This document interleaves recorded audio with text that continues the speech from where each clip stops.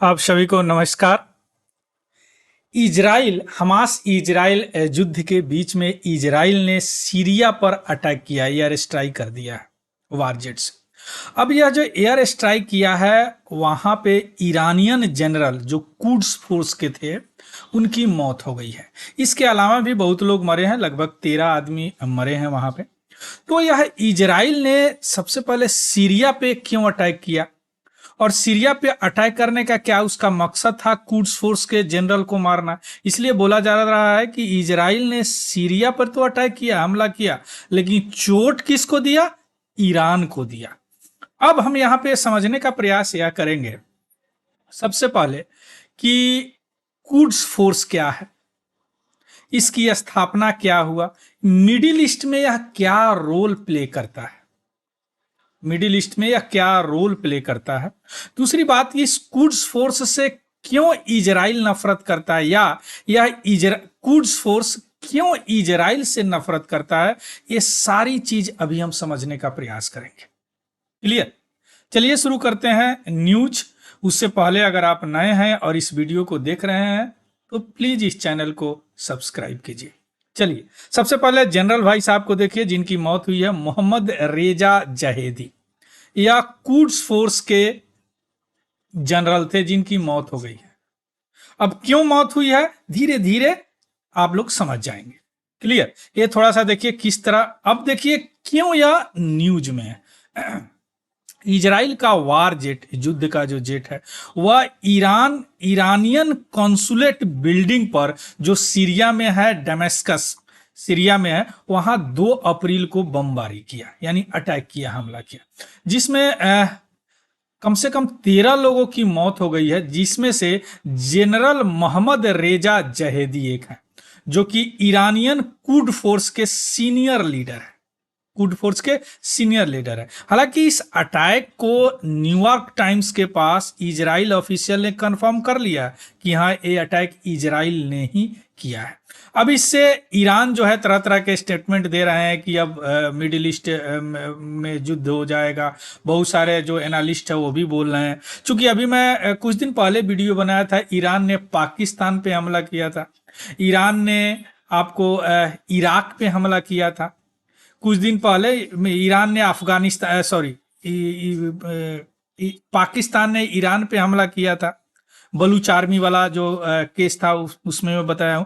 तो ईरान कहीं ना कहीं इन्वॉल्व है ये सारी चीजों में, और वह चाहता भी है कि मिडिल ईस्ट का वह प्लेयर बन के रहे। तो ये सारी चीज अभी हम लोग समझने का प्रयास करेंगे। देखिए ये बड़ा खतरनाक हमला हुआ, एयर स्ट्राइक, बहुत खतरनाक एयर स्ट्राइक हुआ दमिश्क यानी सीरिया में। ये सीरिया है, दमिश्क थोड़ा सा क्लियर में यहाँ पे देखिए, यहाँ पे ईरान भाई साहब है और यहाँ पे ये सीरिया है। ध्यान दीजिए ये सीरिया है, और ये छोटा सा जो लेबनान है ना, ये भी बड़ा अच्छा रोल प्ले करता है। सारी चीज हम समझेंगे। ये आपका यहाँ पे हमास है और ये इजराइल है। जेरूसलम ये बीच वाला छोड़ दीजिए, तो ये इजराइल है। ये सऊदी अरब है ना। अभी जो ईरान है ये चाहता है कि पूरे मिडिल ईस्ट पे हम नजर रखें और प्लेयर बन के रहे।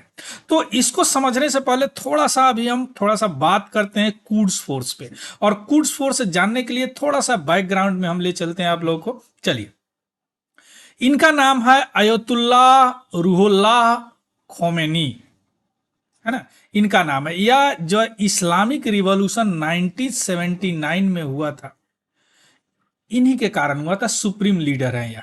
इन्होंने इस ईरानियन रिवोल्यूशनरी गार्ड कॉप्स यानी आईआरजीएस की स्थापना की। पहले यहाँ यानी इस्लामिक स्टेट बनाने के लिए यह आंदोलन हुआ था, उसी तहत यह आईआरजीएस का स्थापना हुआ। और जो कुड्स फोर्स है इसी आईआरजीएस का इंटेलिजेंट विंग है। क्या है यह? इंटेलिजेंट विंग्स है और पारामिलिट्री फोर्स भी है, यानी अर्धसैनिक, जरूरत पड़ी तो लड़ भी सकता है। और यह क्या? स्पाई यानी इंटेलिजेंट करता है। इंटेलिजेंट यानी स्पाई वाला काम इनको दे, इंटेलिजेंट विंग्स है यह। अभी जो यह कुड फोर्स है ईरानियन फोर्स के पैरेलल में काम कर रहे हैं। अगर संख्या की बात करें तो इसमें 1,25,000 अभी जवान काम कर रहे हैं कुड फोर्स में। अब यह कूड फोर्स का स्थापना इसीलिए हुआ कि मिडिल ईस्ट में, पूरा ईरान में, मिडिल ईस्ट में पूरी तरह इंटेलिजेंसी का काम इस कूड्स को सौंपा गया है। अब उसी इस हमले में उसी कूड्स फोर्स के जनरल तो से सीरिया में थे, और यह पता चल गया होगा इजराइल को, तब उन्होंने हमला किया। ये थोड़ा सा बैकग्राउंड आप जाने कूड्स का क्या है। कूड्स को इन्होंने लाया अयतुल्लाह रूहुल्लाह खोमेनी। क्लियर। अब आते हैं, यहीं से बात को लिखा गया, यह इंटेलिजेंट विंग है जो आईआरजीएस का इंटेलिजेंट विंग है। 1979 में इस्लामिक रिवॉल्यूशन के लीडर है ना, इन्होंने इसको फर्स्ट सुप्रीम लीडर यह गठित किया है कि इसको आईआरजीएस को, है ना। यह अभी हाईली इंस्टीट्यूशनलाइज संस्था है यह, और यह फोर्स अभी ईरान का रेगुलर आर्म फोर्स की तरह काम कर रहा है। इसके पास आर्मी है, नवल है, एयरफोर्स है, सारी चीज़ है। 1,25,000 इसके पास मेंबर है। एक और चीज़ मैं यहाँ पे लिख के लाया हूँ थोड़ा आप लोगों को जानकारी के लिए, इसी का एक ब्रांच है वसीज, याद रखिएगा, पारामिलिट्री फोर्स है वसीज। वसीज भी अर्धसैनिक बल है ना। अब इसके पास अभी कभी अभी 600,000 वॉलेंटियर है ना। इसके पास अभी 6,000 वॉलेंटियर है। क्लियर। अब हम थोड़ा सा बात करते हैं यहाँ पे, देखिए थोड़ा सा इस चीज को, समीकरण को समझिए। ईरान जो है शिया बहुल देश है, इसमें शिया सबसे ज्यादा रहते हैं। क्लियर। अब यहाँ पे जो यह जो आंदोलन हुआ था शिया बेस्ड ही, और आईआरजीएस कूड से सारे यही हैं। अब सऊदी जो अरबिया जो है यह सुन्नी है ना, और यह जो यूएसए को सपोर्ट करता है, यूएसए भी इसको सपोर्ट करता है। क्लियर। अब जो यह इस्लामिक जो थियोक्रेटिक स्टेट जो बना, यह यूएसए से नफरत करता है। हालांकि इसके फर्स्ट जो लीडर थे वह यूएसए को बड़ा शैतान और इजराइल को छोटा शैतान मानते थे। क्लियर। अब यहां पे आ जाते हैं हिजबुल्लाह। हिजबुल्लाह में शिया लेबनान में हिजबुल्लाह है जो शिया है, इसको यह सपोर्ट करता है, फाइनेंशियली भी सपोर्ट करता है, हथियार से भी सपोर्ट करता है। क्यों? इजराइल के लिए। अभी जो हमास से युद्ध हो रहा है या सपोर्ट कर रहा है हमास को, हालांकि हमास सुन्नी है, लेकिन चूंकि यूएसए इन्वॉल्व है इसीलिए सपोर्ट कर रहा है। इसका भी दुश्मन यूएसए, इसका भी दुश्मन यूएसए, तो दुश्मन का दुश्मन भाई, है ना, इसलिए यह इसको सपोर्ट कर रहा है। और जो सऊदी अरबिया है इसको यह देखना नहीं चाहता है। क्यों? क्योंकि यूएसए को यह सपोर्ट करता है, और दूसरी सुन्नी भी है। इसी कारण यहां पाकिस्तान के साथ भी इसका करीब करीब ऐसा ही समीकरण है। और यहां पे जो बलूच लोग रहते हैं, कुछ इधर रहते हैं, कुछ इधर रहते हैं, तो क्या करता है, यहां से या मिलिटेंट को यहां पे शरण देता है, इसके मिलिटेंट को यह रखता है, इसके मिलिटेंट को यह रखता है। अरे बात समझ में, यानी यह कुड्स फोर्स का स्थापना किया है ईरान से बाहर के देशों में, इसका ब्रांच खोला है वहां पे इंटेलिजेंस वगैरह करने के लिए, और अपनी प्रॉक्सी वार में भाग लेने के लिए। यानी वार डायरेक्ट नहीं है, मान लीजिए कि हमास और इजराइल का हो रहा है, डायरेक्ट इन्वॉल्व ईरान इन्वॉल्व नहीं है, लेकिन हिजबुल्लाह को पैसा दे रहा है, हथियार दे रहा है ना। और दूसरी बात कि सीरिया का स्थिति 2010-11 के बाद यहाँ पे स्थिति गड़बड़ा गया, यानी सिविलियन वार वगैरह हमेशा होते रहते हैं यहाँ पे। क्लियर। तो इसका फायदा इजराइल भी उठाता और ये भी उठाता। आया बात समझ में। अब यहाँ पे आते हैं इजराइल का जो what is the Israel problem with Quds force के साथ क्या प्रॉब्लम है उसका। देखिए अभी बताया है इजराइल जो अयतुल्ला जो खोमेनी थे, जब भी फोटो हम लोग देखे हैं, वह यूएस को बड़का शैतान मानते थे और इजराइल को छोटा शैतान मानते थे।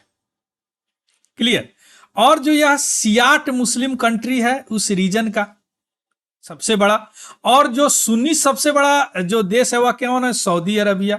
सऊदी अरबिया बड़ा भी है और रिसोर्स के हिसाब से रिच भी है ईरान से, और इन्फ्लुएंशियल नेशन भी है, प्रभावशाली देश भी है ना। इसी के कारण ये दोनों एक दूसरे में लड़ते रहते हैं, अभी जो हम बात की है ना। और दोनों प्रोक्सी ऑर्गेनाइजेशन चलाते हैं, यानी ऐसा ऑर्गेनाइजेशन जो देखने में तो नहीं लग रहा है, लेकिन सारा काम पीछे वही कर रहा है। जैसे जो भी मिडिल ईस्ट में होता है कहीं ना कहीं यूएसए इन्वॉल्व होता है ना, डायरेक्ट नहीं इनडायरेक्ट में। जैसे इजराइल के साथ हो रहा है तो इजराइल को सपोर्ट कर रहा, हथियार दे रहा है ना। तो यह भी सऊदी अरब और ईरान भी दोनों प्रॉक्सी वार में इन्वॉल्व रहते हैं उस रीजन में। जो रीजन क्या है, नॉर्मली रिलीजियस बेस्ड कन्फ्लिक्ट होता है उस रीजन में, शिया सुन्नी होता है। क्लियर, ये शिया सुन्नी होता, तो यह शिया का बहुल है या सुन्नी का बहुल है, इसलिए दोनों प्रॉक्सी में इन्वॉल्व रहते हैं। और या यहां से चलाना चाहते हैं, सीरिया में अपना कॉन्सुलेट है, इनको या पैसे देते हैं, हथियार देते हैं कि भैया लड़ाई करो, इजराइल को मारो, हम साथ में हैं। या इधर से यूएसए बोलता है कि हम इसके साथ में हैं, यूएसए को यह सपोर्ट करता है, इसीलिए यह इसका दुश्मन है ना। अब इजराइल क्या कंसीडर करता है, अभी तो देख लिए कि क्वाड्स क्या कंसीडर करता है ईरान। इजराइल हमेशा से ईरान के न्यूक्लियर प्रोग्राम को अपने लिए वो एग्जिस्टेंशियल थ्रेट मानता है। वह मानता है कि एग्जिस्टेंशियल थ्रेट है, यानी ये होना नहीं चाहिए, क्योंकि वहां पे देख रहा है ईरान का स्थिति क्या है, इसीलिए वह हमेशा जो है ईरानियन फिगर को टारगेट करता रहता है। जैसे न्यूक्लियर साइंटिस्ट को कभी मार दिया, मरवा दिया, साइबर अटैक वगैरह ईरान में हमेशा करवाते रहता है। और दूसरी बात की क्वाड फोर्स जो है, अभी हम बात किए हैं, लेबनान का जो हिजबुल्लाह है मिलिट्री को, उसको सपोर्ट करता है, हथियार भी देता है, पैसे भी देते हैं, है ना। और उससे अटैक करवाते हैं इजराइल में। क्यों करवाते हैं? क्योंकि उस रीजन में यूएसए सपोर्ट करता है, तो यूएसए के इंटरेस्ट से, है ना। दूसरी बात कि ईरान जो है अभी हमास, इजराइल जो अटैक किया है हमास पे यानी फिलिस्तीनियों पे, उसका या स्ट्रांगली क्रिटिकल है, उसको या बहुत उसको या सपोर्ट नहीं करता है, इसीलिए हिजबुल्लाह फाइटर को तैयार करता है। इसीलिए अब जब सीरिया और वहाँ लेबनान में इसका फाइटर रहते हैं, मिलिट्री वगैरह रहते हैं, कुड्स फोर्स का मिलिट्री रहते हैं। और जब से 7 अक्टूबर 2023 से जब से युद्ध शुरू हुआ दोनों में, तब से यह एक्टिव है। Clear, Iran. और इसीलिए इजराइल जो है ईरान पे इतना टारगेट करते हैं, और जो भी ईरान को सब, जैसे उनको पता था कि इनका जनरल है वहां पे, मीटिंग वगैरह चल रहा है, हिजबुल्लाह को सपोर्ट वगैरह करेंगे, कुछ करेंगे, इसलिए वहां पे उड़ा दिया, उनके उड़ा दिया। अब इससे पहले भी क्वाड का आपको ड्रोन से यूएसए उड़ा दिया था 2020 में,